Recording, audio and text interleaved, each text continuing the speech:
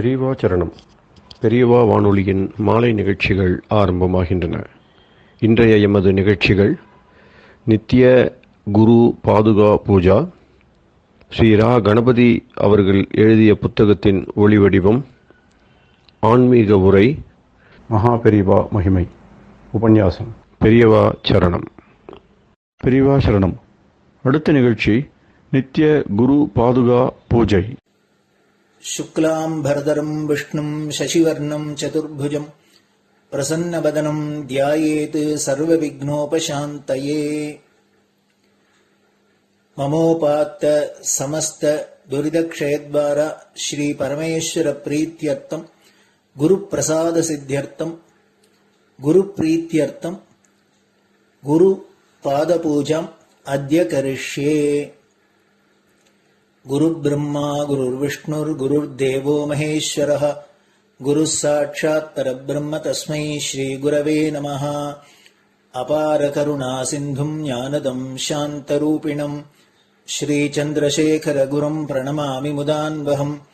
सदाशिवसमारम्भां शङ्कराचार्यमध्यमाम् अस्मदाचार्यपर्यन्तां वन्दे गुरुपरम्पराम्. எல்லோரும் குருவை பெரிவாளை தியானம் பண்ணிண்டு அர்ச்சனை பண்ணுவோம். அஷ்டோத்திரம். பெரியவா அஷ்டோத்திரம் பல அஷ்டோத்திரங்கள் இருக்கு. அதுல எளிமையா சுலபமா எது இருக்கோ அதை நான் இப்ப சொல்றேன். எல்லோரும் இதை கேட்டுண்டே திருப்பி சொல்ல முடிஞ்சுவா சொல்லி சொல்லி பெரிவாளுக்கு பாதத்துல ஒவ்வொரு புஷ்பத்தை அர்ச்சனை பண்ணலாம். ओम श्री कांची कामकोटि पीठाधीश्वराय नमः. श्रीमत् चंद्रशेखरेन्द्र सरस्वती गुरुभ्यो नमः. संन्यासाश्रम शिखराय नमः. काषाय दंडधारिणे नमः. सर्वपीठापहारिणे नमः. स्वामिनाथ गुरवे नमः. करुणासागराय नमः. जगदाकर्षण शक्तिमते नमः. सर्वचराचर हृदयस्थाय नमः. ओम भक्त परिपालक श्रेष्ठाय नमः. धर्म परिपालकाय नमः. श्री जयेन्द्र सरस्वत्याचार्याय नमः. श्री विजयेन्द्र सरस्वती पूजिताय नमः. शिवशक्ति स्वरूपाय नमः. भक्ताभीष्ट प्रदायकाय नमः. ब्रह्मण्य पोषकाय नमः. ब्रह्म विष्णु शिवैक्य स्वरूपाय नमः. कांची क्षेत्रवासाय नमः. कैलाश शिखरवासाय नमः.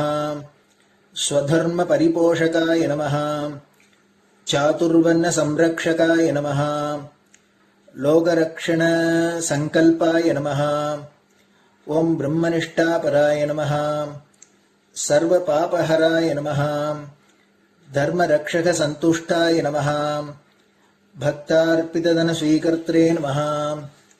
सर्वोपनिषत् सारज्ञाय नमः. सर्वशास्त्रगम्याय नमः. सर्वलोक पितामहाय नमः. भक्ताभीष्ट प्रदायकाय नमः. ब्रह्मण्य पोषकाय नमः. नानाविध पुष्पार्चितपताय नमः. रुद्राक्ष क्रीडधारिणे नमः. भस्मोद्दोलित विग्रहाय नमः. सर्वज्ञाय नमः. सर्वचराचर व्यापकाय नमः.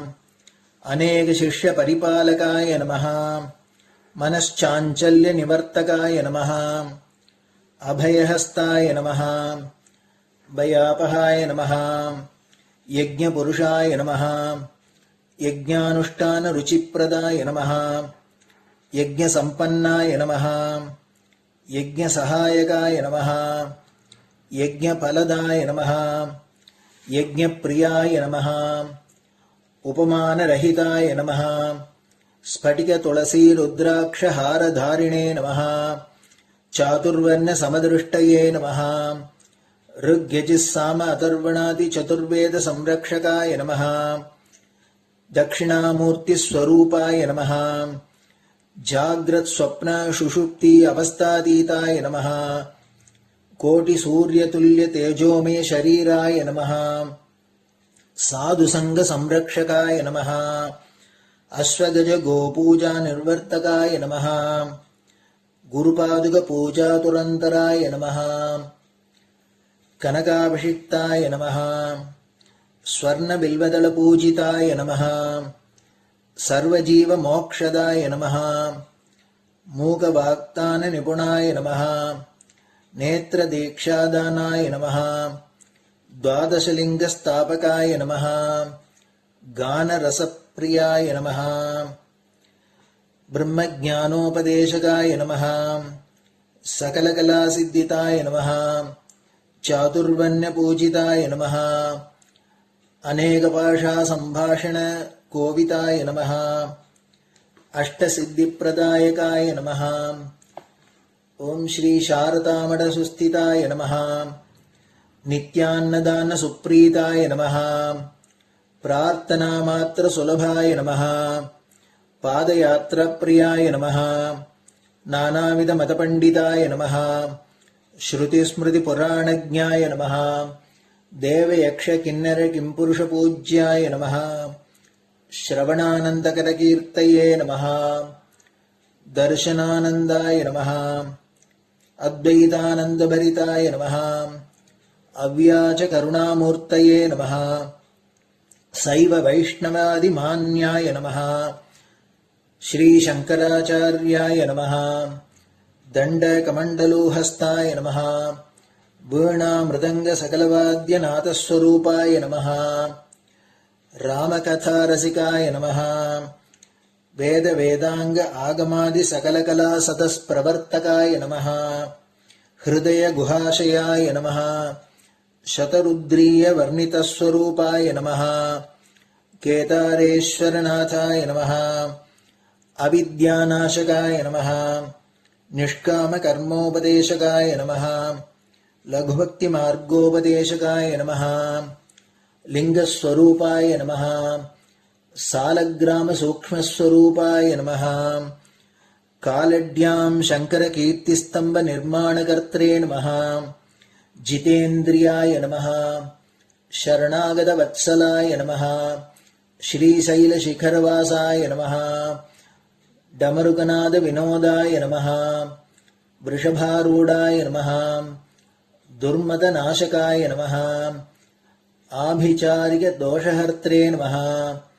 मिताहाराय नमः मृत्युविमोचकशक्त्याय नमः श्रीचक्रार्चनतत्पराय नमः दासानुग्रहकारकाय नमः अनुराधानक्षत्रजाताय नमः सर्वलोकख्यातशीलाय नमः वेङ्कटेश्वरचरणपद्मषट्पदाय नमः श्री महात्रिपुरसुन्दरी समेत श्री चन्द्रमौलीश्वर पूजाप्रियाय नमः श्रीमच्चन्द्रशेखरेन्द्र सरस्वती सद्गुरु परब्रह्मणे नमः गुरुभ्यो नमः परमगुरुभ्यो नमः परमेष्टिगुरुभ्यो नमः परात्परगुरुभ्यो नमः गुरुपरम्पराभ्यां नमः गुरुपादुकाभ्यां नमो नमः. அடுத்தது ஊதுபத்தி இருந்தா அதை காமிச்சு தூபம், நெய் தீபம் இருந்தா காமிச்சு அதை நெய் தீபம் தீபம் காமிச்சுட்டு நைவேத்தியம் வெத்தலைப்பாக்கு பழம் இதுலேருந்து ஆரம்பிச்சு அவளுக்கு எது சௌரியமோ அதுபடி நைவேத்தியம் பண்ணலாம். அதுக்கு அடுத்தது கற்பூர ஹாரத்தி பண்ணி எல்லோரும் பிரதட்சிண நமஸ்காரம் பண்ணி பெரியவாள்கிட்ட பிரார்த்தனை பண்ணிண்டு எல்லோரும் க்ஷேமமா இருக்கணும், லோகம் பரம மங்களமா சௌக்கியமா இருக்கணும், எல்லோரும் வியாதி வெக்க இல்லாத ஆயுராரோக்கிய ஐஸ்வர்யத்தோட சாந்தம் அமைதியோட ஞான வைராக்கியத்தோட எல்லோரும் நல்லவர்களாயிருந்து நன்மையை அடையணும்னு பிரார்த்தனை பண்ணி இந்த பூஜையை தினம் செய்யலாம். குரு பிரம்மா குருர் விஷ்ணுர் குருர் தேவோ மகேஸ்வரः குரு சாட்சாத் பரபிரம்ம தஸ்மை ஸ்ரீ குரவே நமஹ. அபார கருணா சிந்தும் ஞானதம் சாந்தரூபிணம் ஸ்ரீ சந்திரசேகர குரும் பிரணமாமி முதான்வகம். சதாசிவசமாரம்பாம் சங்கராச்சாரிய மத்யமாம் அஸ்மதாச்சாரிய பர்யந்தாம் வந்தே குரு பரம்பராம். குரு பாத பூஜை நிறைவடைஞ்சது. பெரியவா சரணம். பெரியவா சரணம். பெரியவா வானொலியில் நேயர்கள் அடுத்து கேட்க இருப்பது ஸ்ரீ ரா கணபதி அவர்கள் எழுதிய புத்தகத்தின் ஒளி வடிவம். அளிப்பவர் ஸ்ரீமதி உமா சங்கர் அவர்கள். தேனினும் இனிய சொல்லான் தீச்சுடர் மேனி கொண்டான் ஊனுயிர்க்கு உயிரதான ஒன்றினைக் கலந்து நின்றான் ஏனினிக் கவலை நெஞ்சே இன்றுனக் அருள் செய்தான் இஞ்ஞானவான் காமகோட்டி நாதனை நம்புவோமே. ஜெய ஜெய சங்கர ஹரஹர சங்கர. மகாபெரிவாளின் உபன்யாசங்களை ரா கணபதி அண்ணா தெய்வத்தின் குரல் என்ற பெயரில் 7 பாகங்களாக தொகுத்து அளித்ததின் 7ஆம் பாகத்தின் அடுத்த பகுதி உண்மையான ஸ்மரணம். நமோ நமஹ. வாயால் நாராயண என்று சொன்னால் அது நாராயண வச்சனம்தான், ஸ்மரணம் இல்லை. ஸ்மரணம் என்றால் மனசால் நினைப்பது, நன்றாக நினைப்பது. வெறுமே வாயால் மட்டும் சொல்லி பிரயோஜனம் இல்லை, மனப்பூர்வமாக நினைத்து சொல்லணும். ஆனால் நடைமுறையில் என்ன ஆகிறதென்றால், ஒரு ஸ்தோத்திரம் மந்திரம் எதுவானாலும் சரி, அடிக்கடி ஒரு ருட்டீனாக சொல்கிற போது வார்த்தையை மாத்திரம் சொல்வதாகத்தான் ஆகிவிடுகிறது. அந்த வார்த்தைக்கு என்ன அர்த்தமோ அதை மனஸ் நினைக்காமல் மனஸ் அது பாட்டுக்கு எதையோ யோசிப்பதாகவும் வாய் மட்டும் மொணமொண பண்ணுவதாகவும் ஆகிவிடுகிறது. அப்படி இங்கேயும் நாராயணனை ஸ்மரிக்காமல் பேரை மாத்திரம் சொன்னால் மகா தோஷமாகிவிடும். மனுஷாளுக்கு மனுஷாள் மிஸ்அப்ராப்ரியேட் பண்ணுவதே குற்றம் என்றால், பகவானுக்கானதை அப்படி பண்ணுவது மகா பெரிய குற்றம்தானே. சதா காலமும் சர்வ ஜாகிரதையாக இருந்தாலொழிய ஒரு சந்நியாசிக்கு பல பேர் தினமும் நமஸ்காரம் பண்ணுகிற போது அவன் நாராயண சொல்வது ஒரு ருட்டீனாகி விடுவதில் அவன் இப்படிப்பட்ட அபராதத்திற்கு ஆளாகிவிடக்கூடும். அதனால்தான் இந்த விதியை ஈசி என்று சொல்லாமல் ஈசி மாதிரி இருக்கிற என்று சொன்னேன். நிஜ சந்நியாசியும் நமஸ்காரமும். நிஜ சந்நியாசி 100% சந்நியாசி என்றால் அவனுக்கு ஒரு கடமையும் இல்லை. அவன் யாருக்கும் எந்த விதத்திலும் கடமைப்பட்டிருக்கவில்லை. ஆனபடியால் அவன் யாருடைய நல்லது பொல்லாததை பற்றியும் நினைக்க வேண்டியதில்லை. அப்படிப்பட்ட ஸ்திதியில் அவனுக்கு யாரோ நமஸ்காரம் பண்ணுகிறார்கள் என்றால் அதற்காக அவர்களுடைய நல்லதை அவன் நினைக்க வேண்டும் என்பதில்லை. அப்படி நினைக்க ஆரம்பித்து விட்டான் என்றால் அப்புறம் அந்தப்படி அவர்களுக்கு நல்லது நடந்ததா என்றும் பார்ப்பதில் அவன் புத்தி போக ஆரம்பிக்கும். இப்படி பல பேர் விஷயமாக அவன் புத்தியை போகவிட்டால் அப்புறம் அவனுடைய ஆசிரம தர்மப்படி ஒரே சிந்தனையாக நினைக்க வேண்டிய ஆத்ம விசாரம் என்ன ஆவது? அவனுக்கான பரம தர்மம் சதா சர்வதா ஆத்ம விசாரம் பண்ணிக்கொண்டிருப்பதுதான். பண்ணாவிட்டால் அவன் சந்நியாசி இல்லை.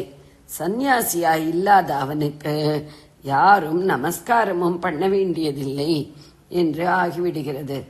அதனால் ஒரு நிஜ சந்நியாசி அவனுக்கு ஒருத்தன் நமஸ்காரம் பண்ணுகிற போது தன்னுடைய லட்சியமான ஆத்மாவையே துவைத்தலோக நிர்வாகனான நாராயண ரூபத்தில் பாவித்து அந்த நாராயணனிடம் நமஸ்காரம் பண்ணுகிறவனின் நல்லதோ பொல்லாததோ எதுவானாலும் அது உன் நாராயணனின் பாடு என்று போட்டுவிட்டு அதோடு விஷயத்தை கத்தரித்து விட வேண்டும்.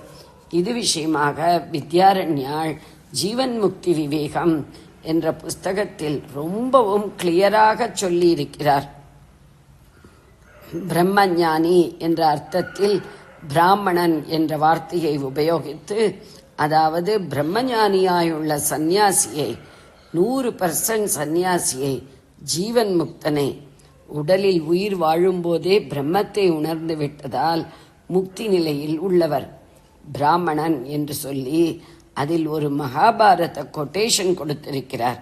அதில் மகாபாரத ஸ்லோகத்தில் அந்த நிஜ சந்நியாசியை நமஸ்காரமும் இல்லாதவன், ஆசீர்வாதமும் இல்லாதவன், நிர்நமஸ்காரம், நிராசிஷம், ஆசீஷம் என்று சொல்லியிருக்கிறது. நிராசிஷம் அனாரம்பம், நிர்நமஸ்காரம் அஸ்துதிம். நிஜ சந்நியாசி என்றால் அவனுக்கு சகலமுமே ஆத்மஸ்வரூபம்தான்.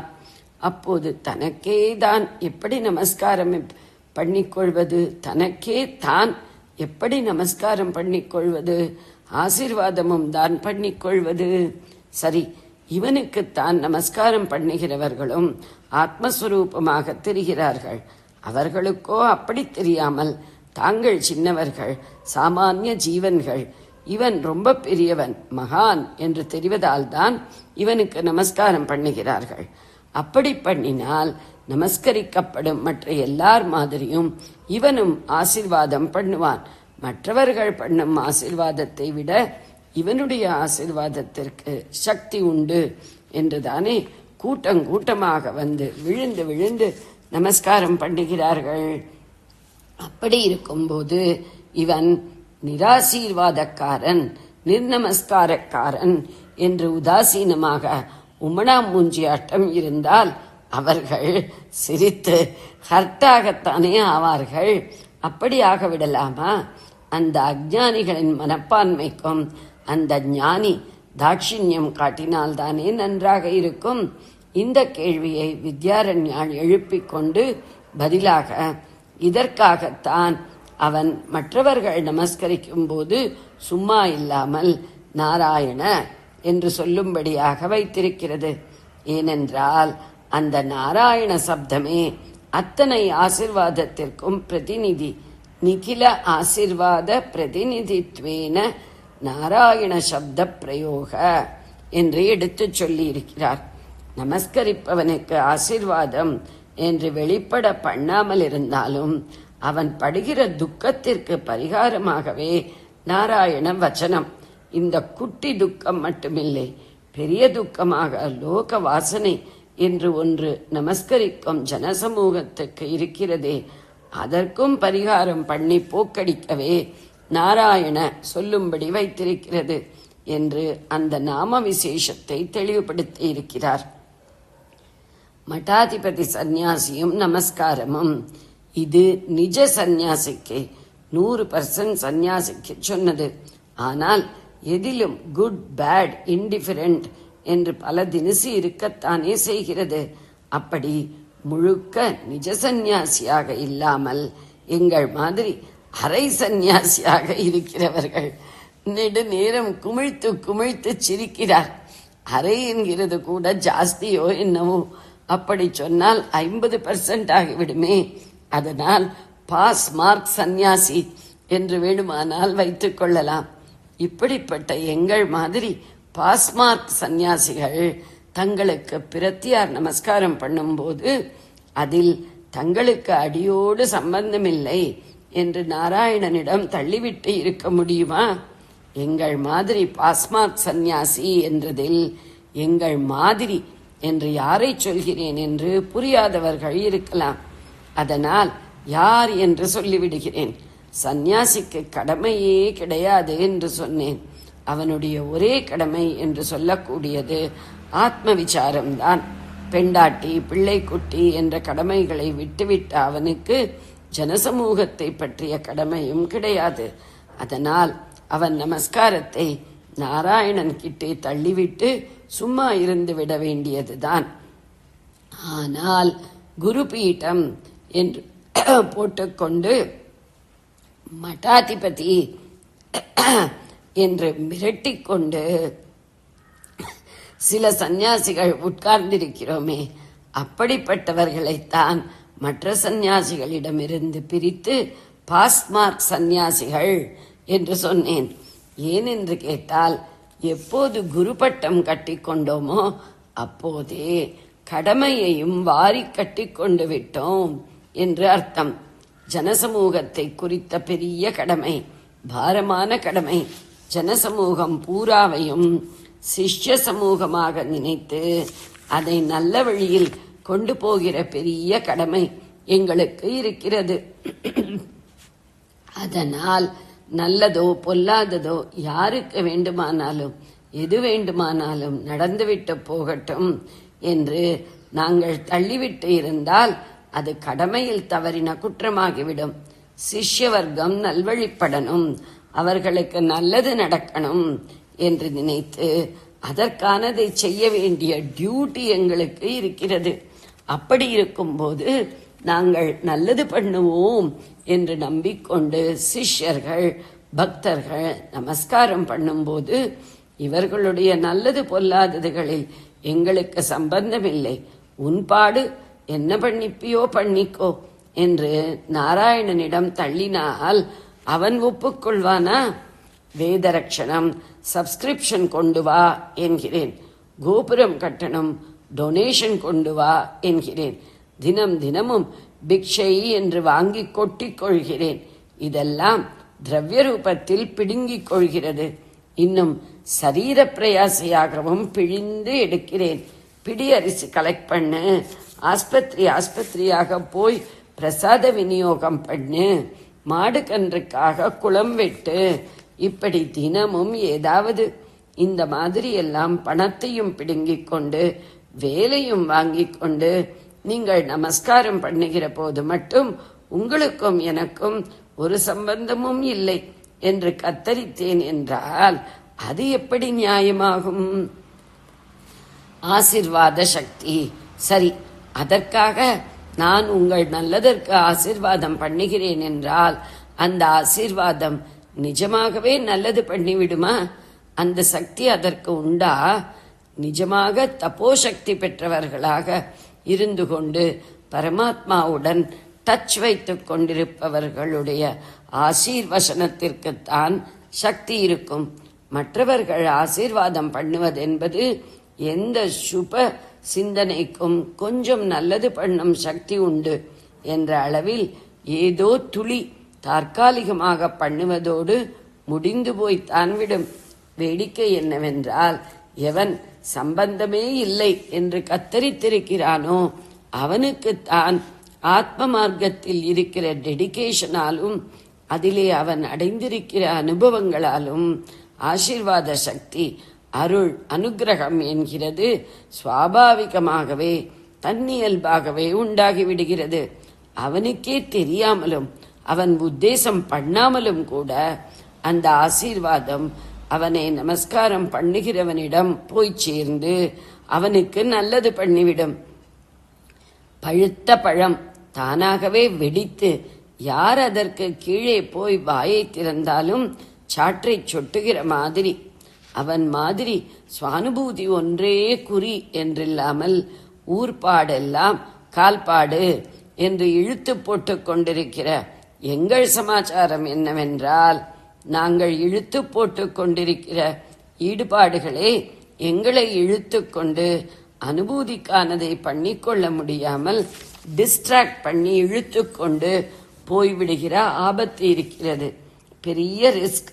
அதிலிருந்து எந்த அளவுக்கு தப்பித்து ஆத்ம லட்சியத்திற்கு குந்தகம் இல்லாமலே லோகத்திற்கான காரியங்களை குருவாக செய்ய வேண்டிய கடமைகளை பாகுபடுத்தி கொண்டு இந்த இரண்டும் பரஸ்பரம் பாதகம் பண்ணிக்கொள்ளாமல் ஒன்றுக்கொன்று சாதகமாக சாதனா பலத்தினால் குருவாக பண்ணும் லோகக்ஷேம காரியம் புஷ்டி பெறுவதாகவும், இப்படி லோகக்ஷேமமாக தொண்டு பண்ணுவதே சித்த சுத்தியை விருத்தி பண்ணி அதன் மூலம் சாதனைக்கு இன்னும் பலம் தருவதாகவும் அழகாக முறைப்படுத்தி கொண்டு வரம்பு தப்பாமல் போவதில் எந்த அளவுக்கு ஜெயிக்கிறோமோ அதை பொறுத்தே ஆசீர்வாத சக்தியும் உண்டாகும்.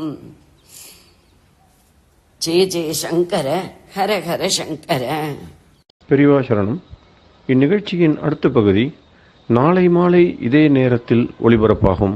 பெரியவா சரணம். பெரியவா சரணம். பெரியவா வானொலியில் நேயர்கள் அடுத்து கேட்க இருப்பது திரு கவிக்கண்ணன் அவர்களின் ஆன்மீக உரை. பெரியவாச்சரணம். ராம் ராம். ஸ்ரீ குருப்யோ நம. ஜெய ஜெய சங்கர ஹர ஹர சங்கர. பெரியவா வானொலி நேயர்கள் அனைவருக்கும், மகா பெரியவாவுடைய பக்தர்கள் அனைவருக்கும் அடியேன் கவிக்கண்ணனின் அன்பு கலந்த நல்வாழ்த்துக்கள். ராம் ராம். ஜெய ஜெய சங்கர ஹர ஹர சங்கர. ஸ்ரீ குருப்யோ நம. குருவும் திருவும் வேறில்லை, குருவும் பரமேஸ்வரனும் வேறில்லை. குரு தான் எல்லாமே. இந்த குரு தான் நான்முக பிரம்மாவாகவும் இருக்கார். என்ன வேதம் சொல்றாரு இல்லையோ, இந்த வேதத்தை எல்லாருக்கும் அந்த கொண்டு போய் செய்யற எல்லாருக்கும் சேர்க்கிறார் இல்லையா. குரு தான் இந்த வையகமும் விண்ணகமும் தொழக்கூடிய கண்ணபிரானாவும் இருக்கார். கண்ணபிரானா இருந்து அவர் என்ன சொல்றாரு, அர்ஜுனனுக்கு கீதையை சொன்னார் இல்லையா. குரு அவரே தான் வசுதேவ சுதம் தேவம் கம்த சாணூரமர்தனம் தேவகி பரமானந்தம் கிருஷ்ணம் வந்தே ஜெகத்குருன்னு சொல்ற மாதிரி ஜெகத்துக்கே குருவாக விளங்கிய ஸ்ரீ கண்ணபிரான் அர்ஜுனனுக்கு அந்த போர்க்களத்துல கீதையை உபதேசம் பண்ணார். அந்த குருவே தான் மான் மழு கரத்தோன் ஆவான். அந்த குரு தான் மானையும் மழுவையும் கையில வைத்துக் கொண்டிருக்கக்கூடிய அந்த தட்சிணாமூர்த்தியாக அமர்ந்த மௌன குருவாக சென்முத்திர காமிச்சு அந்த சனகாதி முனிவர்களான 4 உபதேசம் பண்ணாரியா. மௌனமா அவர் தான். குரு இல்லாம உலகத்துல வேற என்ன இருக்கு? வேற எதுவுமே கிடையாது. குரு தான் செல்வம், குரு தான் திரு, குரு தான் அருள். குருவே திரு, திருவே குரு. அந்த குருனுடைய அருளே திருவனுடைய அருளாகவும் அதுவாகவே இருக்கு. குரு அருள் கிடைச்சா திருவருள் தானாவே நமக்கு கிடைக்கும்.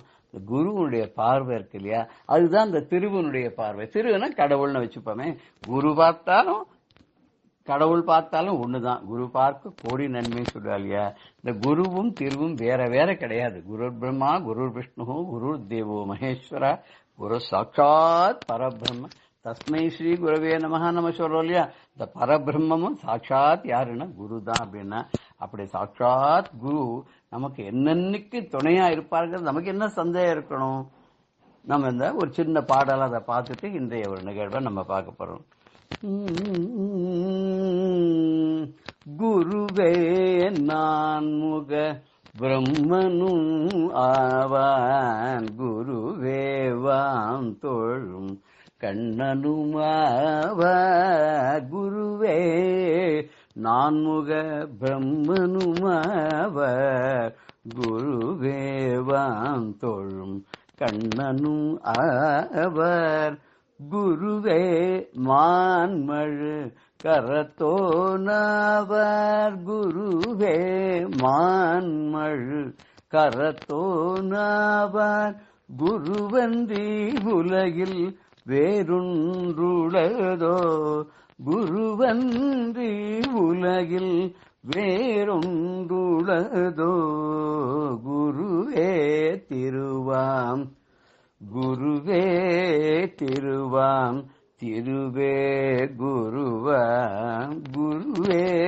திருவாம், திருவே குருவாம், குருவின் அருளே திருவின் அருளாம், குருவின் பார்வை திருவின் பார்வை, குருவின் பார்வை திருவின் பார்வை, குருவும் திருவும் வெவ்வேறிலேயே, குருவும் திருவும் வெவ்வேறிலேயே, குருவே திருவாம், திருவே குருவாம், குருவின் அருளே திருவின் அருளாம். இப்படி குருநாதனாக, கலியுக தெய்வமாக, நடமாடும் கடவுளாக நம்முடைய காஞ்சியில காமகோட்டி பீட்டத்துல 68வது பீட்டாதிபதியாக என்றென்றும் அருள் பாலிக்கின்ற நம்ம மகா பெரிவார்களே, அந்த மகா குரு தான் சாட்சாத் பிரம்மனாவும் இருக்கார், சாட்சாத் சிவனாவும் இருக்கார், தட்சிணாமூர்த்தியா, சாட்சாத் கண்ணபிரானாகவும் அவரே தான் இருக்கார். அருளாகவும் திருவாகவும் இருக்கக்கூடிய அவருடைய கருணையும் அவருடைய அனுகிரகம் அவருடைய ஆசியும் நமக்கு இருந்துச்சோன்னா எவ்வளவு பெரிய நம்ம ஒரு பாக்கியசாலிகள் இல்லையா. இதுல ரொம்ப வேடிக்கை என்னன்னா, மனுஷா மாத்திரம் இல்ல, மனுஷா தவிர ஆனை, மாடு, நாய்கள், இப்படி பல ஜந்துக்கள் இவெல்லாம் கூட அந்த மகானுடைய கருணைக்கு பாத்திரமா இருக்கான்னு நினைக்கும் போது எவ்வளவு நமக்கு ஆச்சரியமா இருக்கு தெரியுமோ. இது 1925, 27 அந்த சந்தர்ப்பத்தில் தான் நடந்ததா சொல்றா.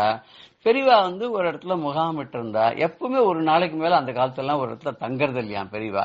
அது அவர் காசிக்கு போகணும்னு தீர்மானம் பண்ணி கிளம்பின சமயமா இருக்கும்னு நான் நினைக்கிறேன். அந்த சமயத்துல எங்க இருந்தோ ஒரு நாய் ஒண்ணு அது வந்துடுச்சு.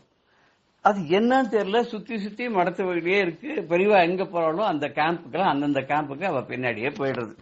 இப்ப கூட நம்ம சமயத்துல பார்த்தோம், ஒரு நாய் பெங்களூர்ல இருந்து சபரிமலைக்கு பக்தாவோட சேர்ந்து நடந்தே அத்தனை தூரமும் போயிட்டான். திருப்பி அங்கேயும் திருப்பி கூப்பிட்டா வரமாட்டேன்னு கொடுத்தா. அது கூட நான் இன்னொரு சந்தர்ப்பத்தில் சொல்லியிருக்கேன்னு நினைக்கிறேன்.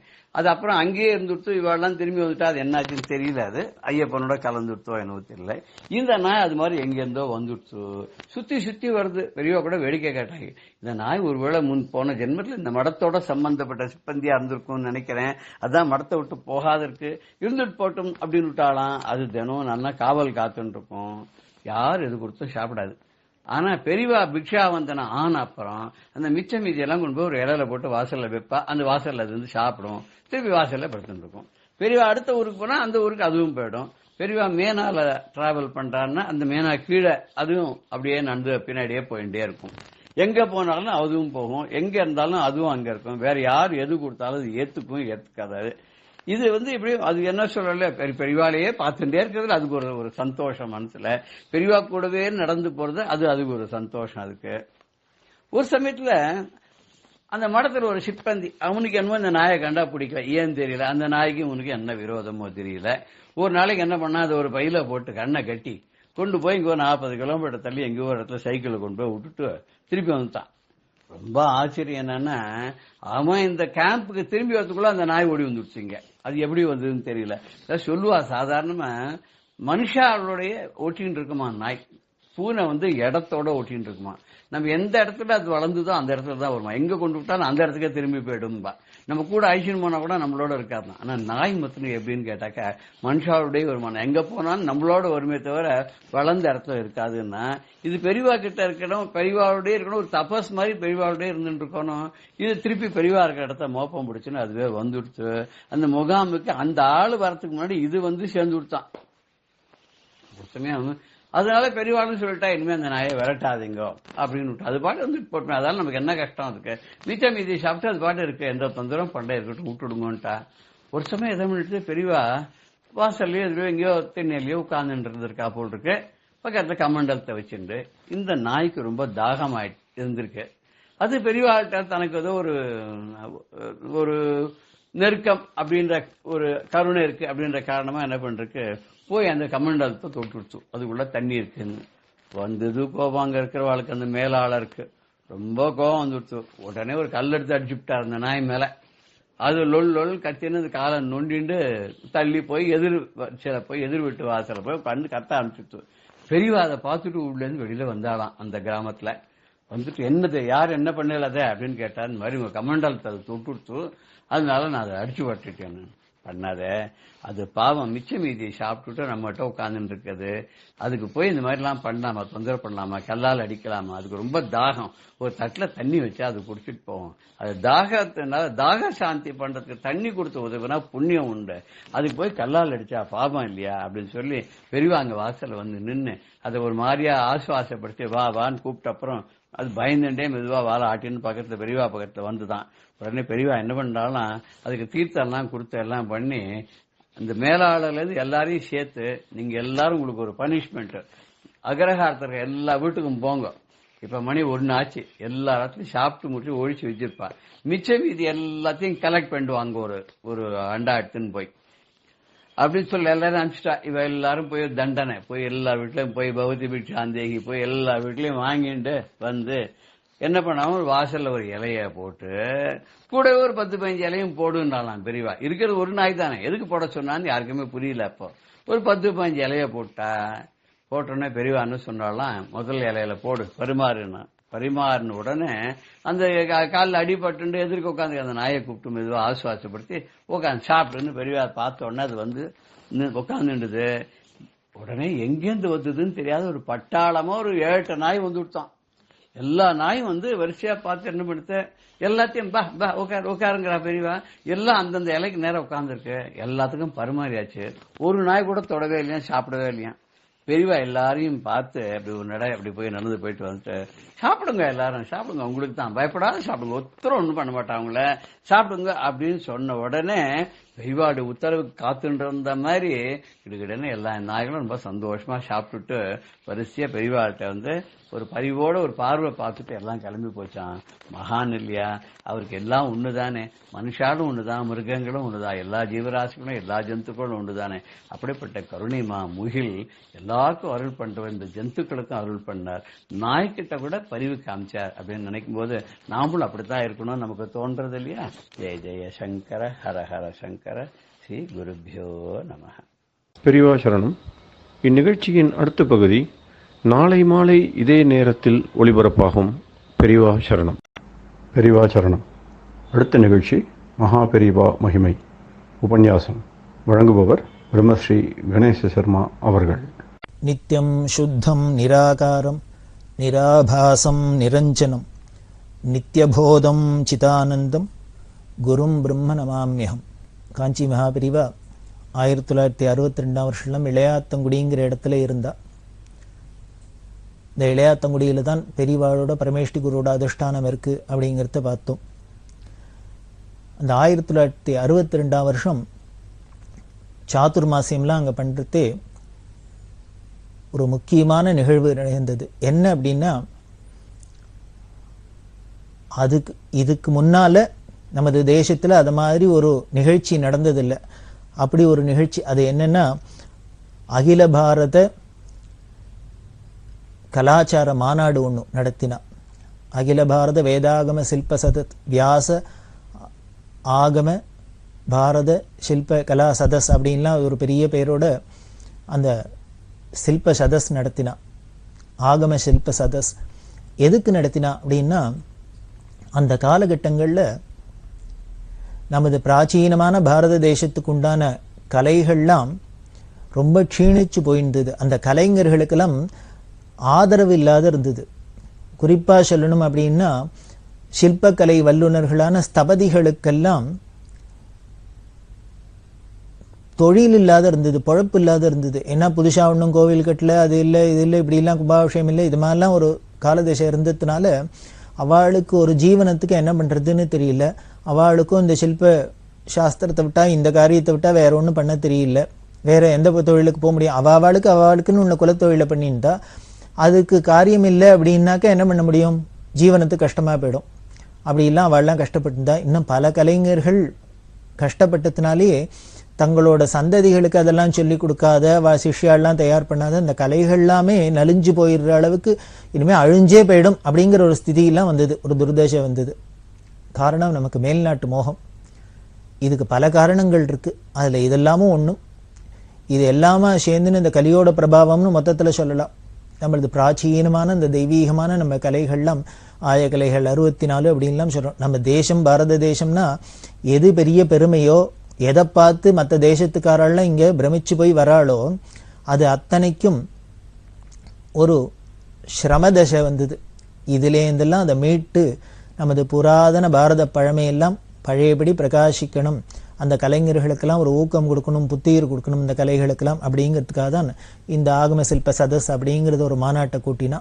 அதுக்கு முன்னால் தேசத்தில் அப்படி நடந்ததில்லை. அப்படி பெரியவா 62 வருஷம் ஆரம்பித்து இளையாத்தங்குடியில் ஆரம்பித்தது.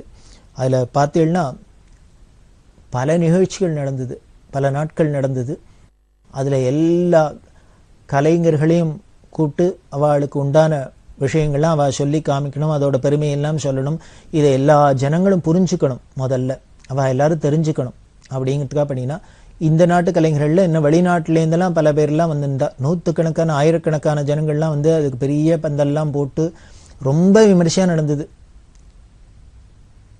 நாட்டில் உள்ள முதலமைச்சர்லேருந்து பல பேர்லாம் அதில் ஈடுபட்டு அதுக்குன்னு தனி கமிட்டி எல்லாம் போட்டு இந்த ஆகம சில்ப சதஸ் ரொம்ப கிராண்டாக ரொம்ப விமர்சையாக நடந்தது. அதில் எல்லா கலைஞர்களையும் கூப்பிட்டு அவளெல்லாம் கௌரவிக்கிறது, அந்த கலைகளை பற்றி எல்லாருக்கும் எடுத்து சொல்கிறது, இது மாதிரிலாம் காரியங்கள்லாம் நடந்தது.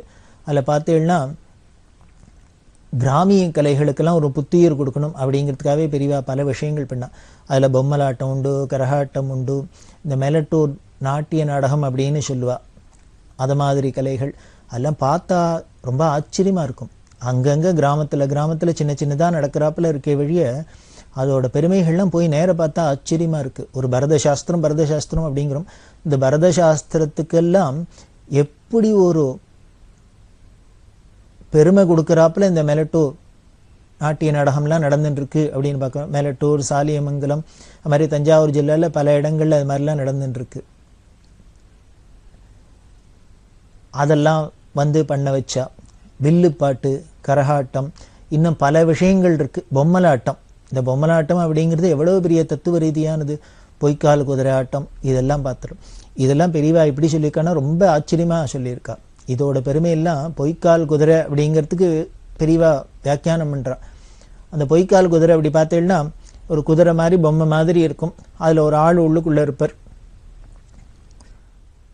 அவரை பார்த்தாக்க ஆடுவர். இந்த குதிரையும் இப்படி ஓடுறாப்புல இருக்கும். அவர் அது மேல உட்காந்து சவாரி பண்றாப்புலாம் ஆட்டம்லாம் ஆடுவா. அது பொய்க்கால் குதிரை ஆட்டம் அப்படின்னு பேரு. இது ஏதோ ஒரு கிராமிய கலை மாதிரி இருக்கும் இல்லையோ, ஒரு படிப்பறிவு இல்லாத ஒரு கிராமத்து ஜனங்கள் பண்றாப்புல தான் இருக்கு. ஆனா இது பெரிய வேதத்துல சொல்றது தான் இந்த பொய்க்கால் குதிரையா இருக்கு அப்படின்னு பெரியவா அதுக்கு வியாக்கியானம் பண்றா. வேதத்துல ஸ்ரீருத்ரத்துல சொல்றது அஸ்வேபியோ அஸ்வபதிபியோ நமஹ அப்படின்னு சொல்றது. அப்படின்னா என்ன? அஸ்வம்னா குதிரை, அஸ்வபதி அப்படின்னாக்க அந்த குதிரை மேல இருக்கிறவன், குதிரைக்கு தலைவன். இந்த குதிரையாவும் நீ இருக்க, குதிரை மேல இருக்கிற குதிரைக்கு தலைவனாவும் நீ இருக்க அப்படின்னு பரமேஸ்வரனை பார்த்து சொல்றது. அதுக்கு பெரியவா கேட்கிறா, இது எப்படி குதிரையாவும் குதிரை மேல உட்காந்து போறவராலும் எப்படி இருக்க முடியும் ஒரே ஆளு அப்படின்னார். இப்படி குதிரையாவும் இருக்கார், குதிரைக்கு மேல உட்காந்து போற சவாரி பண்றவனாவும் ஒரே ஆளுதான் இருக்காங்கிற இந்த வேதம் சொல்ற தத்துவத்தை நமக்கு வியாக்கியானமா காமிக்கிறதா இந்த பொய்க்கால் குதிரை ஆட்டம். அதுல பார்த்தா அந்த குதிரையும் அதே ஆளுதான், அந்த குதிரை மேல உட்காந்து போற சவாரி பண்றவன் அவரே தான். அஸ்வேபியோ அஸ்வபதிபியோ நமஹான்னு வேதம் சொல்றதுக்கு ஒரு வியாக்கியானமா சாமானிய ஜனங்களுக்கு, பாமர ஜனங்கள் கூட புரிஞ்சுக்கிறாப்புல இருக்கிறதான் இந்த பொய்க்கால் குதிரை ஆட்டம். கரகாட்டம், காவடி ஆட்டம். கரகாட்டத்துக்கு பெரிய தத்துவம். கரகாட்டத்தில் பார்த்தீங்கன்னா மகான்கள்லாம் இது ரொம்ப விசேஷமாவே சொல்லியிருக்கா. ஆடுறார், அந்த நாட்டியம் ஆடுறவர் என்ன பண்ணார், தலையில ஒரு குடத்தை வச்சுட்டு ஆடுறார். அந்த குடம் இப்படி சுத்துறது அப்படி சுத்துறது என்னெல்லாமோ பண்றார். இதுக்கு பக்கத்துல பார்த்தா வாத்தியம் வாசிக்கிறா, பாட்டு பாடுறா. இந்த பாட்டு தாளத்துக்கு ஏத்தாப்புல காலில் ஜதி போடுறார், அந்த வார்த்தைகளுக்கு ஏத்தாப்புல கையில அபிநயம் பிடிக்கிறார். இப்படி சுத்தி ஆடுறார், அப்படி சுத்தி ஆடுறார், உட்காண்டாடுறார், ஏந்தினார். இப்படி பல விதத்துல ஆடினா கூட அந்த தலையில வச்சு நிற்கிற அந்த குடம் கரகம் கீழே விழாத ஆடணும். இதான அதோட சாமர்த்தியம். இது எப்படி இருக்கு அப்படின்னா, இந்த ஒரு பிரபஞ்சத்துல வாழ்க்கையில நாம மனுஷனா பிறந்தவன் எப்படி இருக்கணுங்கிற லட்சியத்தை அது காமிக்கிறது. நாம சம்சாரியா இருக்கலாம், இந்த சாகரத்துல பவசாகரத்துல மாட்டின்னு இருக்கோம். இல்ல நமக்கு கல்யாணமாயிருக்கு, பொண்டாட்டி இருக்கா, குழந்தை இருக்கு, வீடு இருக்கு, வாசல் இருக்கு, உத்தியோகம் இருக்கு, என்னெல்லாமோ இருக்கு, ஏகப்பட்ட விஷயங்கள் இருக்கு. இது இத்தனைக்கு நாம ஈடு கொடுக்க வேண்டியிருக்கு. அதாவது அந்த தாளத்துக்கு ஏத்தாப்புல ஈடு கொடுக்க வேண்டியிருக்கு, பாட்டுக்கு ஏத்தாப்புல ஈடு கொடுக்க வேண்டியிருக்கு, ஜனங்களுக்கு அவளுக்கு திருப்தி படுத்துறாப்புலையும் ஈடு கொடுக்க வேண்டியிருக்கு. இத்தனையெல்லாம் பண்ணினா கூட தலையில வச்சிருக்கிற குடம் மட்டும் கீழே விழுந்துராதுங்கிற லட்சியத்திலேயே குறியா இருக்க வேண்டியிருக்கவர். இவர் பாட்டை காதுல வாங்கிட்டு அபிநயம் பண்ணினாலும், தாளத்தை காதுல வாங்கிட்டு இவர் காலில் ஜதி போட்டாலும், இப்படி சுத்தினாலும் அப்படி சுத்தினாலும் இவரோட சிந்தனை முழுக்கலும் எதுலயே இருக்குனர், குடம் கீழே விழுந்துராத இருக்கணுமேன்னு இருக்கும் இல்லையோ.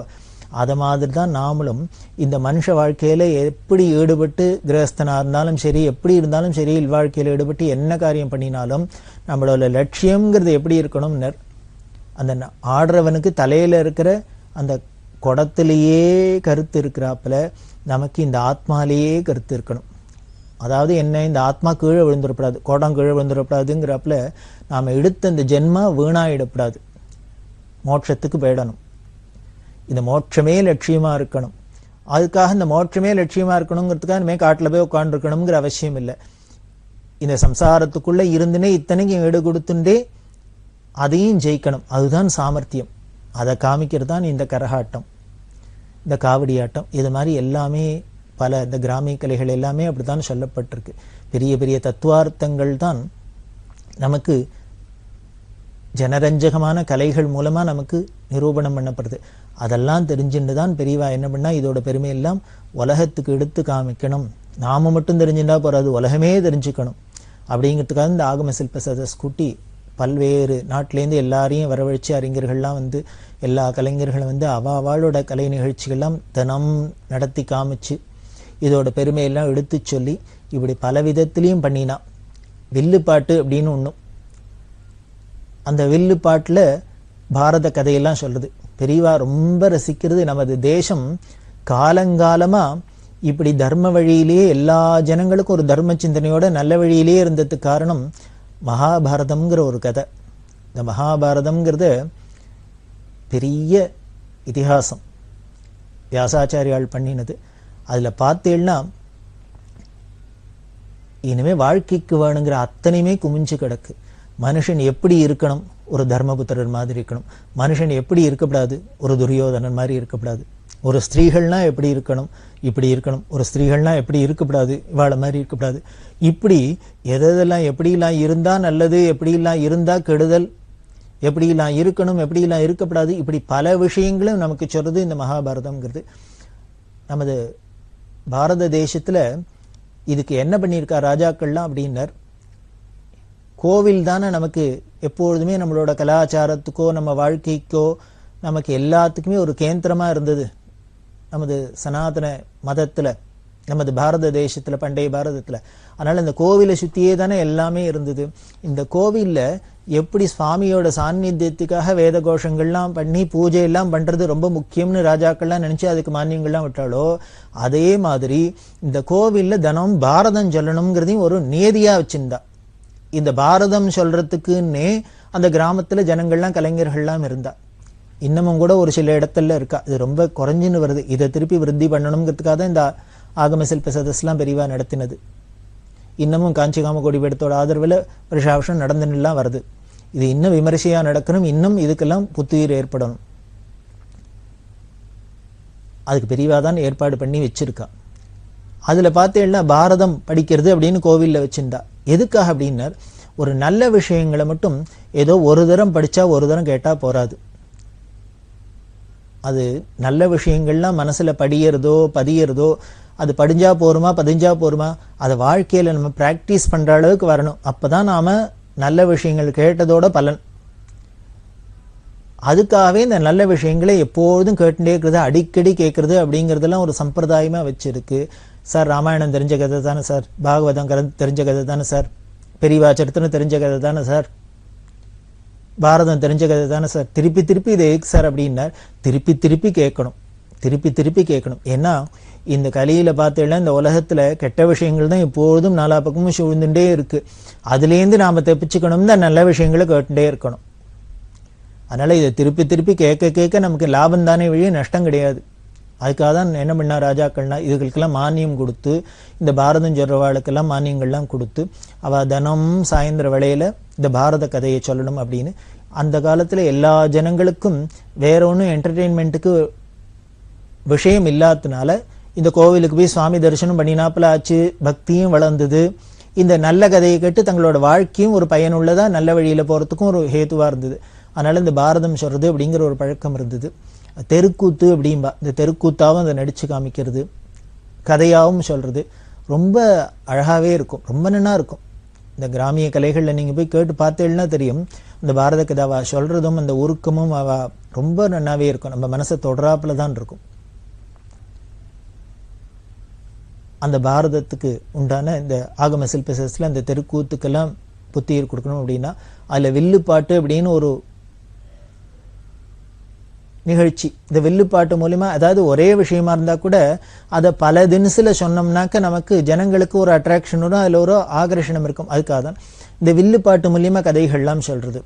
இந்த வில்லுப்பாட்டு அப்படிங்கிறது ரொம்ப அபூர்வமான ஒரு விஷயம். அந்த வில்லுப்பாட்டு கலைஞர்கள்ல ஒருத்தர் சுப்பு ஆறுமுகம் அப்படின்னு ஒரு பெரிய கலைஞர், ரொம்ப பிரபலமான கலைஞர்.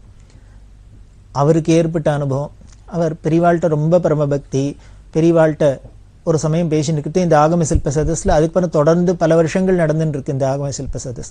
அதுல ஒரு ஆகம சில்ப சதஸ்ல சுப்பு ஆறுமுகத்திட்ட பெரியவா சொன்னா, அப்பர் சரித்திரம் சொல்லு அப்படின்னு. அப்பர் சுவாமிகளோட சரித்திரத்தை வில்லுப்பாட்டில் சொல்லணும் அப்படின்னு. அவருக்கு அது பழக்கம் இல்லை. ஆனால் பெரியவா உத்தரவு பண்ணிட்டா, இவர் இதுக்காக தயார் பண்ணி, அதாவது புதுசாக ஒன்றை தயார் பண்ணி சொல்லணும் அப்படின்னா கொஞ்சம் கஷ்டமான காரியம்தான். ஆனாலும் கஷ்டமான காரியம்னாலே ஒரு சிரமப்பட்டு ஒரு காரியம் சாதிச்சாலே தானே அதுதானே பெரிய சாதனை, அதில் ஒரு சந்தோஷம் இருக்குமே. அதனால் இது மாதிரி சுப்பு ஆறுமுகமும் என்ன பண்ணினார், இந்த அப்பர் சரித்திரத்தை தயார் பண்ணிட்டு வந்து சொல்லி பெரியவாளோட சந்தோஷத்தை அடைஞ்சு, அதுக்கு மேலே பெரிய அவார்டு வேணுமா என்ன, பெரியவாளோட அனுகிரகத்தை அடைஞ்சார். இப்படி அதுக்கப்புறம் நிறையா சந்திப்பு எல்லாம் ஏற்பட்டிருக்கு. பல விஷயங்கள்லாம் பேசிட்டுக்கிட்டே பெரியவா ஒரு நாளைக்கு சொன்னால், ஆமாம் வில்லுப்பாட்டில் அந்த வில்லு இருக்கும், உடுக்க வச்சுன்னு வாசிப்பா, இதெல்லாம் பண்ணுவா, ஃப்ளூட் வச்சுப்பியோ அப்படின்னா, புல்லாங்குழல் வச்சுக்கிறது வழக்கம் இல்லையோ அப்படின்னு கேட்டா. பெரியவா சொன்னா, நீ வில்லுப்பாட்டு ஸ்டேஜில் உட்காந்து பார்த்தே நான் ஏன் தெரியுமா அதையே பார்த்துட்டு இருக்கேன் அப்படின்னா. அதாவது நம்ம கதை சொன்னால் கேட்டுட்டு தான் இருப்போம், ஏன் பார்த்துட்டு இருக்காருன்னா பெரியவா சொல்கிறா, அந்த நீ கையில் மேடையில் வச்சுருக்க அந்த வில்லை பார்த்தாக்க ராமரோட ஞாபகம் வருது, கூட பக்கவாத்தியமாக வசிக்கிற உடுக்கு, இந்த உடுக்கை பார்த்தாக்க டமருகத்தை பார்த்தாக்க பரமேஸ்வரன் ஞாபகம் வருது, பரமேஸ்வரன் கையில் தானே இருக்குது. இப்படி ஒரு பக்கம் பார்த்தா சைவமாக இருக்குது, ஒரு பக்கம் பார்த்தா வைஷ்ணவமாக இருக்குது, இந்த ராமரும் பரமேஸ்வரனும் சேர்ந்து இருக்கிறாப்புல இருக்குது. அதனால் இதை பார்த்தாலே ராமர் ஞாபகம்தான் வருது, பரமேஸ்வரன் ஞாபகம் தான் வருது. அதனால் இதை கதை கேட்டால் நல்லதோடு இல்லை, கண்ணால் பார்த்தாலே நல்லதாகவும் இருக்குது, நமக்கு பக்தி வளர்றாப்புல இருக்குது, அதனால தானே பார்த்துட்டே இருக்கேன் அப்படின்னு சொன்னான். இப்படி ஒரு பக்கம் பார்த்தா சைவமாக இருக்குது, ஒரு பக்கம் பார்த்தா வைஷ்ணவமாக இருக்குது, இந்த ராமரும் பரமேஸ்வரனும் சேர்ந்து இருக்கிறாப்புல இருக்குது. அதனால் இதை பார்த்தாலே ராமர் ஞாபகம்தான் வருது, பரமேஸ்வரன் ஞாபகம் தான் வருது. அதனால் இதை கதை கேட்டால் நல்லதோடு இல்லை, கண்ணால் பார்த்தாலே நல்லதாகவும் இருக்குது, நமக்கு பக்தி வளர்றாப்புல இருக்குது, அதனால தானே பார்த்துட்டே இருக்கேன் அப்படின்னு சொன்னான். இது அவருக்கு ரொம்ப சந்தோஷமாக இருந்தது. அப்போ தான் கேட்டா, ஆமாம் புல்லாங்குழல் வச்சுக்கிறது இல்லையோ அப்படின்னு. உடனே அவர் திருநெல்வேலிக்காரர், அவர் சொன்னார், எங்கள் திருநெல்வேலிக்காரெல்லாம் இந்த புல்லாங்குழல் வடக்குத்தி வாத்தியம்னு அதை வச்சுக்கிறது இல்லைன்னா. உடனே பெரியவா சிரிச்சுன்னே சொல்கிறா, ஆமாம் ஆமாம் அது நார்த் இந்தியன் வாத்தியம்தான், கிருஷ்ணரோட வாத்தியம் தானே அப்படின்னு. இது சுருக்குன்னு மனசில் தச்சுது, பதிஞ்சுது சுப்பு ஆறுமுகத்துக்கு. அவர் சொல்லுவார், நமக்கு வடக்கு திக்கு கிழக்கு மேற்குன்னு திசையில் போய் மயங்கி இருக்கோம், ஆனால் பெரியவா எதில் ரமிச்சிருக்கான்னு எல்லா இடத்துலையும் ஈஸ்வரனை சர்வ வியாபகமான அந்த ஈஸ்வரனை பார்த்து பார்த்து எங்கேயும் அவனோட நினைப்பாவே இருக்கிறதுனால, எப்பொழுதும் அவன் நினைப்பா இருக்கிறதுனால எதை பார்த்தாலும் அவருக்கு ஈஸ்வர ஞாபகம் தான் வருது. நமக்கு ஏதோ திக்கில் மயங்கின்னு இருக்கோம், திசையில் மயங்கின்னு இருக்கோம், மேற்குங்கிறோம் கிழக்குங்கிறோம் தமிழன்கிறோம் தெலுங்குங்கிறோம், என்னெல்லாமோ இப்படிலாம் சண்டை போட்டுன்னு இதனாலாம் மயங்கிறதுனால நமக்குள்ள சண்டை சச்சரவு விரோதம் தான் வருதே வழியும் ஒன்றும் ஒத்துமை வரல.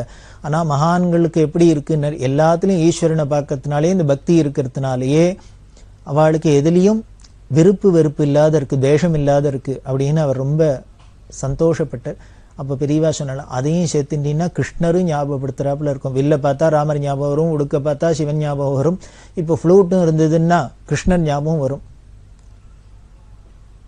இதுக்கு மேலே ஒரு கலையில் ஈஸ்வர ஸ்மரணையை கொண்டு வரத்துக்கு வேற என்ன பண்ணணும் அப்படி இல்லாமல் சொல்ல அவர் ரொம்ப மனசு உருகி சொல்லுவார். பெரியவா அது சொன்னத்துலேருந்து அதுக்கப்புறம் ஃப்ளூட்டும் வச்சுட்டா தான் இந்த வில்லுப்பாட்டுக்கு இன்னும் சம்பூர்ணமாக ஆறுது, பரிபூர்ணமாக ஆறாப்பில் இருக்குது அப்படின்லாம் சொல்லுவார். இது பெரியவாளோட மனோபாவத்தை காமிக்கிறது, அவளோட சமதிருஷ்டியை காமிக்கிறது, எதுலேயும் அந்த அழகை எப்படி ரசிக்கணும், எப்படிலாம் நாம் அனுபவிக்கணும் அப்படிங்கிறது காமிக்கிறது. இது சுப்பு ஆறுமுகத்துக்கு ஏற்பட்ட அனுபவம். திருமுருக கிருபானந்த வாரியார் எப்பொழுதும் இந்த ஆகம சில்ப சதஸ்கெலாம் வருவார். அவர் தன்னோட அறிவு புலமையினால் உபன்யாசங்கள்லாம் பண்ணி ஜனங்கள்லாம் சந்தோஷப்படுத்துவார். அப்படி ஒரு தரம் வந்திருக்கிறதே பெரியவா முதல்ல பெரியவாளை தரிசனம் பண்ணி அப்புறம் அவா நிகழ்ச்சியில் அவளுக்கு என்ன டைம் கொடுத்துருக்காளோ அதில் போய் பண்ணுவாள். அப்படி வந்திருக்கிறதே பெரியவா கேட்டா, என்ன சொல்ல போறேள் அப்படின்னு கேட்டா வாரியார்ட்ட. இன்னைக்கு என்ன விஷயம் சொல்றதா இருக்கு அப்படின்னு கேட்டோடனே வாரியார் என்ன பண்ணினார், பெரியவா அப்படி கேட்கறதையே மனசுல ஏதானு வச்சுன்னு இருக்கலாம், அதனால அவர் என்ன பண்ணினார், பெரியவா என்ன சொல்றாளோ அதை வேணா சொல்றேன் அப்படின்னு. அதாவது நாம ஒன்று தயார் பண்ணிட்டு போய் ஒரு இடத்துல சொல்றோம், இருந்தா கூட இப்படி ஒருத்தர் கேட்டாலே அவளுக்கு ஏதானு இதை சொல்லலாம் அதை சொல்லலாம் ஏதாவது சஜஷன் வச்சுட்டு இருக்காளோ அப்படின்னு கெட்டிக்காராளாக இருந்தால் யூகிச்சுன்னு விடுவாளோ, இல்லை மாதிரி வாரியார் யூகிச்சுன்னு என்ன பண்ணார், பெரியவா ஏதானு சொல்ல சொன்னா அப்படி அதை வேணா சொல்றேன் அப்படின்னு. உடனே பெரியவா சொன்னா திருப்பாயை பற்றி சொல்லுங்களே அப்படின்னு. இதை எதிர்பார்க்கல வாரியார். உடனே அவர் சொன்னார், அது வைஷ்ணவ கிரந்தம் எனக்கு பரிச்சயம் இல்லைன்னு. அவர் ரொம்ப சுத்த சைவர், அதுவும் முருகபக்தியில் திளைச்சவர். இந்த திருப்பாவையில் எனக்கு பரிச்சயம் இல்லை அப்படின்னார். உடனே பெரியவா சிரிச்சின்னு சொல்றா, அதையும் பரிச்சயப்படுத்திக்கணும், அதுக்காக தான் சொல்லுங்கன்னு சொன்னேன். இதை வாரியார் ரொம்ப ஸ்லாகிச்சு உயர்வாக சொல்லி எனக்கு இது ஒரு பெரிய படிப்பினையாக இருந்தது, பாடமாக இருந்தது. அதாவது நாம் எப்படி ஏதோ ஒரு கணத்து தவளை மாதிரி ஒன்றுக்குள்ளேயே இருக்கக்கூடாது, எல்லாத்தையும் தெரிஞ்சுக்கணும், எல்லா விஷயத்துலையும் நாம் அதில் உள்ள நல்லத்தை கிரகிச்சுக்கணும் அப்படிங்கிறதுக்கு இது ஒரு உபதேசமாக எடுத்துட்டேன் அப்படின்னு சொல்லிட்டு அதுக்கப்புறம் தான் நான் திருப்பாய் முதலான வைஷ்ணவ கிரந்தங்கள்லாம் பிரவேசிக்க ஆரம்பித்தேன். பெரியவா சொன்னா அதெல்லாம் பிரவேசித்து பார்த்தா தெரியும் எப்படி இல்லாமல் சொல்லியிருக்கா. அதாவது எல்லா மகான்களோட பாவமும் பக்தியும் ஒன்றா தானே இருந்திருக்கு. அவளோட உபாசன மூர்த்தி வேணா வேறையா இருந்திருக்கலாம், ஒன்று விஷ்ணுவா இருந்திருக்கலாம், சிவனா இருந்திருக்கலாம், அம்பாளா இருந்திருக்கலாம், முருகனா இருந்திருக்கலாம், கணபதியா இருந்திருக்கலாம். ஆனால் பக்திங்கிறது அந்த பாவம்ங்கிறது எல்லா இடத்துலையும் ஒன்றா தான் இருக்கும். அந்த பாவம் பக்திங்கிறது நமக்கு ஒன்றா இருந்துருத்துனா மற்ற பேதங்கள்லாம் தெரியாது. அந்த ராகத்வேஷம் போயிடும், தானே போயிடும். போனாதான் நமக்கு நிஜமாவே பக்தின்னு ஒத்துக்கலாம். அதுதான் பக்தி. பக்தி வந்துடுத்துனா நமக்கு என்னென்ன எதை பார்த்தாலும் நமக்கு பிரேமையாக தான் இருக்கும், ஆனந்தமாக தான் இருக்கும் அப்படின்னு சொல்லி வாரியா ரொம்ப அதை சந்தோஷமாக பெருமையாக சொல்லியிருக்கார் தன்னோட வாழ்க்கையில். இது ஒரு பெரிய மறக்க முடியாத நிகழ்ச்சி. பெரியவா திருப்பாவை நீ பரிச்சயப்படுத்திக்கணும், வைஷ்ணவ கிரந்தங்களையும் பரிச்சயம் வேணும் அப்படின்னு சொல்லி அதுக்கப்புறம் அதை பார்த்தா தான் ஆனந்தமாக இருக்குது. அப்புறம் பார்த்தா அன்னகிரிநாதர் சொல்கிறதோ, ஆண்டாள் சொல்கிறதோ, அவா சொல்கிறதோ எல்லாமே ஒரே மாதிரியே தான் இருக்குது அப்படின்னு தெரிஞ்சது அப்படின்னு அவர் சொல்லுவார். இதுதான் இந்த ஆகம சில்ப சதஸ்னால உலகத்துக்கு ஏற்படுற லாபம். அது முக்கியமாச்சு. உலகத்தில் கலைகள்லாம் வளர்றது அப்படின்னா இந்த ஆயகலைகள் 64 அப்படிங்கிறோம். இந்த ஆயகலைகள் 64 நம்ம அடைய வேண்டியது என்ன லட்சியம் ஏதோ ஒன்று இருக்குமே. அது என்ன? இந்த பக்தி தான், இந்த பிரேம தான், அன்பு தான். இதை அடையறதுக்கு தான் நாம் அப்படி பண்ணுறோம். அதுக்காக தான் சொன்னேன் பாரதியார் சொல்ற, வெள்ளை தாமரை பூவில் இருப்பார், வீணை செய்யும் ஒளியில் இருப்பாள் அப்படின்னு சொல்லிட்டு அதில் அடிக்கின்றே போகிற எல்லாத்துலேயும் அந்த பராசக்தியான கலைமகளான ஈஸ்வரி தான் இருக்கார் அப்படின்னு சொல்கிறா. அப்படின்னா அப்போது எல்லா கலைகள்லையும் அந்த பராசக்தியான அந்த ஈஸ்வரன் தான் இருக்கிற. அப்படின்னா அது எதுவாக இருந்தானே, எந்த கலைகளாக இருந்தால் என்ன, அது கிராமிய கலையாக இருந்தானே, நகர கலையாக இருந்தானே, அதுவாக இருந்தானே, இதுவாக இருந்தானே, பாட்டாக இருந்தானே, டான்ஸாக இருந்தானே, ட்ராமாவாக இருந்தானே, எதுவாக இருந்தானே, எல்லாத்துலேயும் நமக்கு ஈஸ்வர பக்தி இருக்குமே அதனால வளருமே. ஆனால் அதுதான் விசேஷம். அதுக்காக தான் இந்த ஆகம சில்ப சதஸ் அப்படின்னு கூட்டி அதில் எல்லாரையும் கௌரவிச்சு அந்த கலைகளுக்கெல்லாம் ஒரு புத்துயிர் கொடுத்தா. அதில் இந்த சில்ப கலைஞர்களை பற்றி சொல்லணும். இந்த சில்ப கலைஞர்கள்லாம் ரொம்ப சிரமப்பட்டு இவா வேற தொழில் கோவில்கள் கட்டுறதுங்கிறதெல்லாம் இல்லாத இவாளோட காரியத்துக்கு ஜீவனத்துக்கு என்ன பண்ணுன்னு தெரியாத சினிமா செட்டிங்லாம் போடுறாப்பெல்லாம் போயிருந்தா. அப்படி இருக்கிறவாளுக்கெல்லாம் புத்துயிர் கொடுத்தா. இன்னைக்கு பார்த்தேன்னா அவள்லாம் எல்லாம் உலகத்தில் எல்லா இடத்துலையும் கோவில்லாம் கட்டுறா, நமது கலாச்சாரம்லாம் பரவின்னு இருக்கு. இதுக்கெல்லாம் காரணம் அன்னைக்கு பெரியவா பண்ணினது ஏற்றி வச்ச விளக்கு அப்படின்னு சொல்லணும். பொம்மலாட்டம், இந்த பொம்மலாட்ட கலைஞர்கள் அப்படிங்கிறது இந்த காலகட்டத்தில் பார்த்தேன்னா அதெல்லாம் இல்லாதையே போயிடுத்து. பொம்மலாட்டம் அப்படிங்கிறது அப்படி ஒரு அபூர்வமான கலை. ஈஸ்வரன் அப்படிங்கிற இந்த நாடகம் மேடை, இந்த உலகத்தை இந்த பிரபஞ்சத்தை ஒரு மேடையாக சிருஷ்டி பண்ணி இதில் நம்மளை அத்தனை பேரையும் ஆட விட்டுருக்கார். நாம் எல்லாரும் ஆடின்னு இருக்கோம். ஆனால் ஒன்று மட்டும் மறந்து போய் ஆடுறோம். என்னென்ன, நாம் அத்தனை பேரையும் சூத்திரதாரியாக பகவான்கிற ஒருத்தன் பிடிச்சி ஆட்டி வச்சுன்னு இருக்கான் அப்படிங்கிறத மட்டும் மறந்து போயிட்டோம். ஆட்டுவித்தால் ஆரொருவர் ஆடாதாரே அப்படின்லாம் சொல்கிறோம். நம்மளை அத்தனை பேர் கயிறும் சூத்திரதாரியா பகவான் தான் இருந்துன்னு மேலேருந்து ஆட்டி படைக்கிறான் அப்படிங்கிறத காமிக்கிறது தான் அந்த பொம்மலாட்டம். அதில் பார்த்தீங்கன்னா அந்த பொம்மலாட்ட கலைஞர் மேலே இருந்துன்னு ஆட்டி ஆட்டி படைக்கிறது. கீழே பார்த்தா நமக்கு பார்க்குறவாளுக்கு அந்த மேலே இருக்கிற ஆட்டி படைக்கிற ஆள் தெரியாது, அவர் மரபில் தான் இருக்கார். இந்த ஆடுற ஆட்டம் மட்டும்தான் தெரியும். இதை பார்த்து தான் நாம் ரசிக்கிறோம். இதுதான் இந்த பொம்மலாட்ட கலை. அதெல்லாம் நமக்கு புத்துயிர் கொடுக்கறதுக்காக பெரியவா பண்ணினா. இப்படி பல விஷயங்கள் இந்த 62 வருஷம் ஆகம சில்ப சதஸில் ஆரம்பித்து பண்ணினது இன்னைக்கு நடந்துன்னு வருது. இன்னும் இதெல்லாம் பிரபலமாக நடக்கணும் அப்படிங்கிறது தான் பெரியவாளோட ஆசை. அதுக்கெல்லாம் ஆதரவு கொடுக்கணும், அதெல்லாம் வளரணும் அப்படிங்கிறது தான் பெரியவாளோட ஆசை. அந்த ஆசையும் எப்போதும் பெரியவா அனுகிரகத்தில் பூர்த்தியாகும் அப்படின்னு சொல்லி தொடர்ந்து பார்க்க போகிறோம். பெரியவா சரணம். இந்நிகழ்ச்சியின் அடுத்த பகுதி நாளை மாலை இதே நேரத்தில் ஒளிபரப்பாகும். பெரியவா சரணம். பெரியவா சரணம். அடுத்த நிகழ்ச்சி திருவாசக இன்னிசை. வழங்குபவர் ஸ்ரீ சத்குருநாத தேசிகர் அவர்கள். பெரியவாச்சரணம். திருச்சிற்றம்பலம். அடைக்கலப்பத்து. செழுக்கமலத்திரளன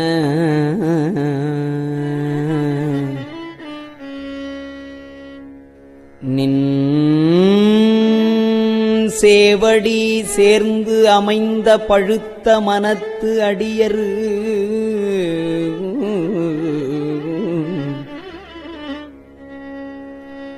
செழுக்கமலத்திரளன நின் சேவடி சேர்ந்து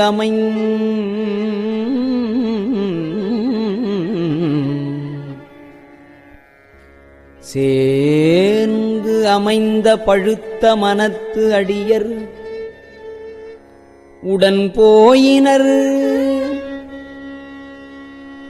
யான் பாவியேன் புழுக்கண் உடை புன்குரம்பை பொல்லா கல்வி ஞானமிலா அழுக்கு மனத்து அடியேன். அழுக்கு மனத்து அடியேன் ஞானமிலா அழுக்கு மனத்து அடியேன்.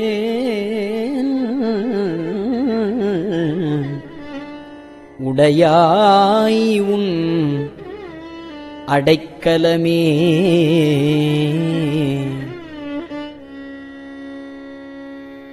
வெறுப்பனவே செய்யும் என் சிறுமையை நின் பெருமையினால் பொறுப்பவனே.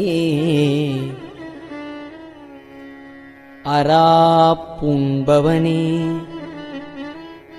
பொங்கு கங்கை சடைச் செருப்பவனே.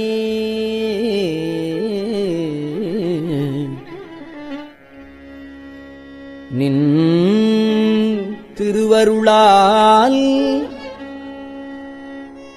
என் பிறவியை வேறறுப்பவனே.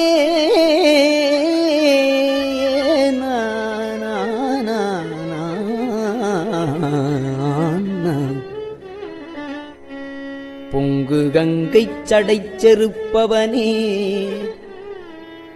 நின் திருவருளால் என் பிறவியை வேர் அறுப்பவனே. உடையாய் அடியேன் உன் அடைக்கலமே. ஆனா ஆனா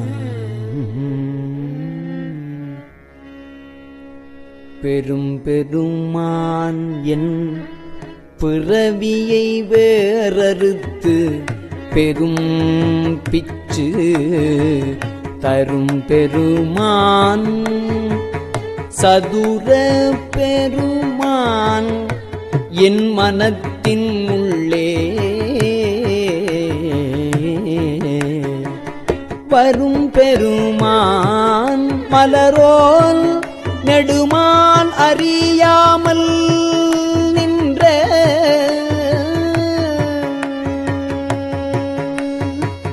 அரும் பெருமான் உடையாய் அடியேன் உன் அடைக்கலமே. அடியேன் உன் அடைக்கலமே.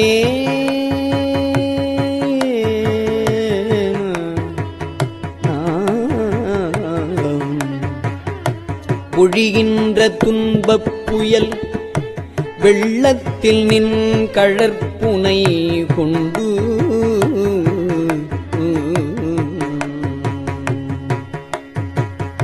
இழிகின்ற அன்பர்கள் ஏறினர் வான் யான் இடர்கடல்வாய்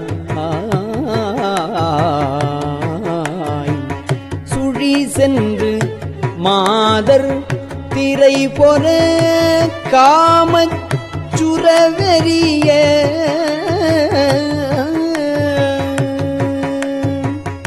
அழிகின்றனன் உடையாய் அடியேன் உன் அடைக்கலமே.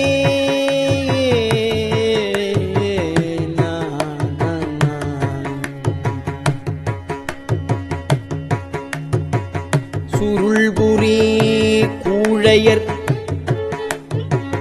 சூழலில் சுருள்புரி கூழையர் சூழலிற்பட்டு உன் திறம் மறந்து இங்கு இருள்புரியாக்கையிலே கிடந்தைத்தனல் மைத்தடங்கள்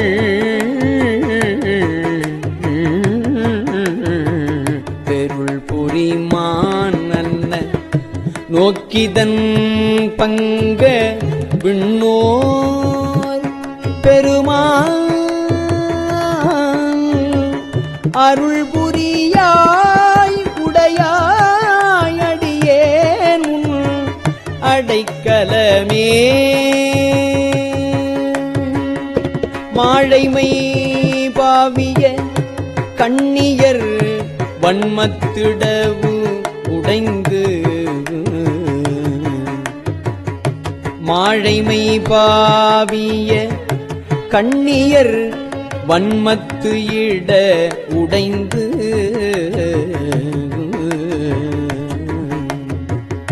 தாழியை பாவு தயிர் போல் தளர்ந்தேன் தடமலர்த்தாள் வாழிய போது வந்து என்னாள் வணங்குவல் வல்வினையேன்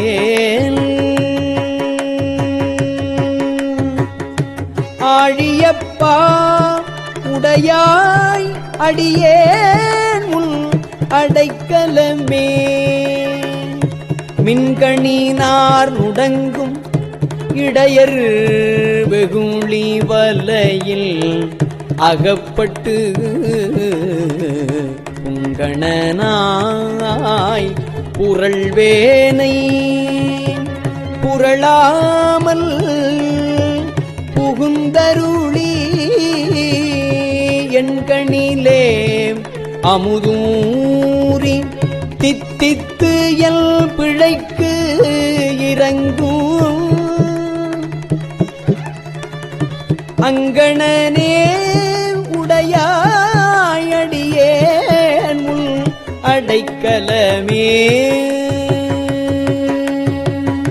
மாவடு வகிரல்ன கண்ணி பங்கானில் மலரடிக்கே பூவிடுவாய் மாவடு வகிரல்ன கண்ணி பங்கா நின்மலரடிக்கே பூவிடுவாய் கும்பிக்கே இடுவாய் நின் குறிப்பு அறியே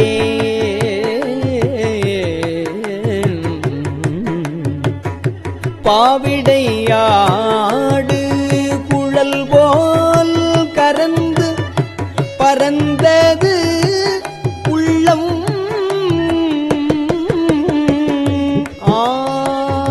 கெடுவேன் உடையாயடியேன் உன் அடைக்கலமே அடைக்கலமே அடைக்கலமே.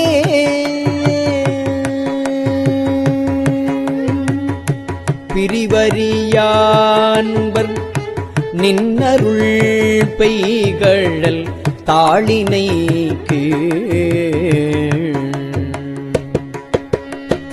மறிவரியா செல்வம் வந்து பெற்றார் உன்னை வந்திப்பதோர்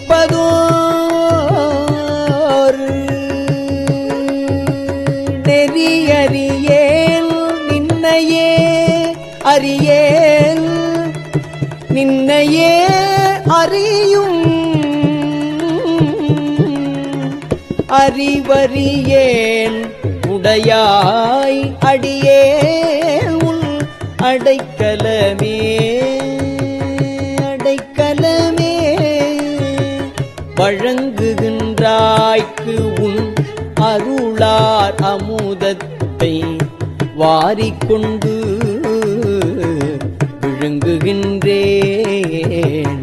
விக்கினேன் வினையேன் என் விதியின்மையால் வழங்குகின்றாய்க்கு உன் அருளார் அமுதத்தை வாரிக்கொண்டு விழுங்குகின்றேன்.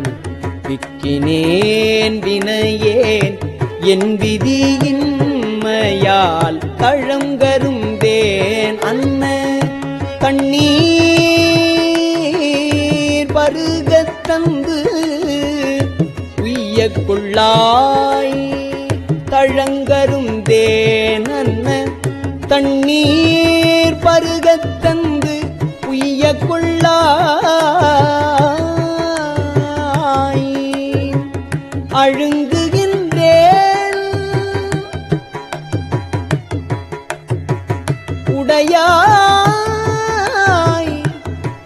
அடியேன் அழுங்குகின்றேன். உடையாய் அடியேன் உன் அடைக்கலமே உன் அடைக்கலமே அடியேன் உன் அடைக்கலமே.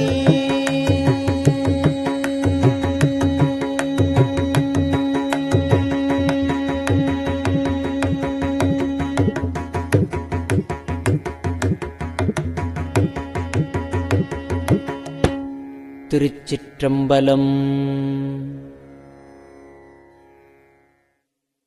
பெரியவா சரணம். இந்நிகழ்ச்சியின் அடுத்த பகுதி நாளை மாலை இதே நேரத்தில் ஒளிபரப்பாகும். பெரியவா சரணம்.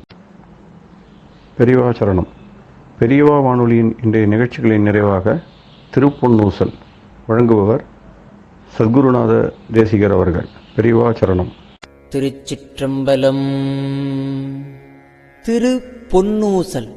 தெங்குலவு சோலை திரு உத்தர கோசமங்கை. தெங்குலவு சோலை திரு உத்தர கோசமங்கை. தங்குலவு சோதி தனியுருவம் வந்தருளி எங்கள் பிறப்பறுத்திட்டு எம் தரமும் ஆட்கொள்வான். பங்குலவு கோதையும் தானும் பணி கொண்ட கொங்குலவு கொன்றை சடையான் குணம் பரவி பொங்குலவு பூன்முலையே பொன்னூசலாடாமோ.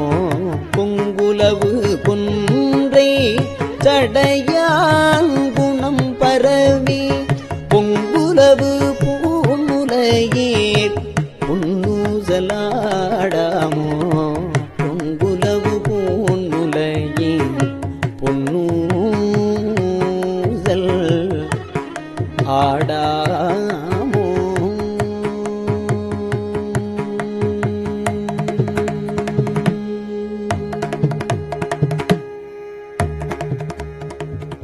திருச்சிற்றம்பலம்.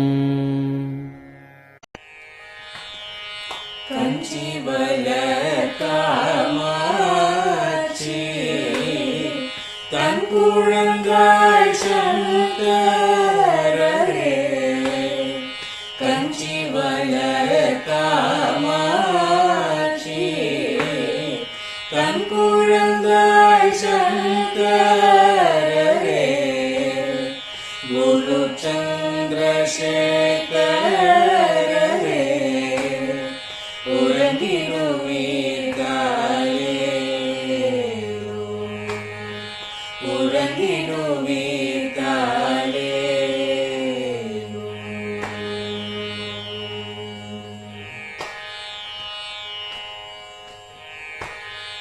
ஆதிகுரு சங்கரராய்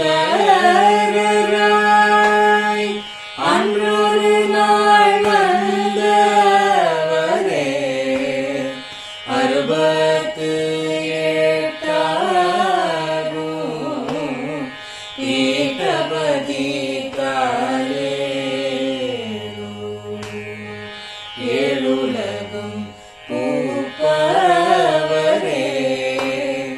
காப்பவரே கரப்பவரே எல்லோர்க்கும் அருள்பவரே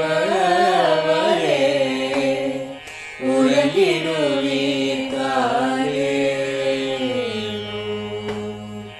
அயனுடனே மாலவனோ தேடிய பொற்பதத்தவரே அருமறைகள் சாற்றும் முயல் மலர்பதமே காலே முக்தி நிலை எய்திடவே சக்தி தரும் சத்குருவே முக்தி நிலை எய்திடவே சக்தி தரும் சத்குருவே நித்தமெங்கள் நாவீசையில் நித்திரை கொள்தாளே நித்தமெங்கள் நாவீசையில் நித்திரை கொள்தாளே நித்தமெங்கள் நாவீசையில் நித்திரை கொள்தாளே